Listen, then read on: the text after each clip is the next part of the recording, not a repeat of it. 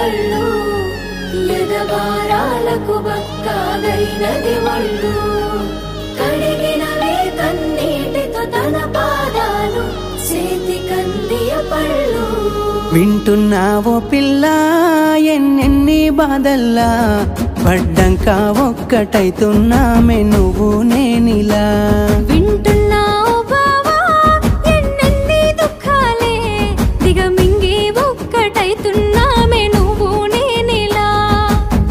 కోపమచ్చి మాటలంటని చెయ్యి లేపి దెబ్బ కొడతని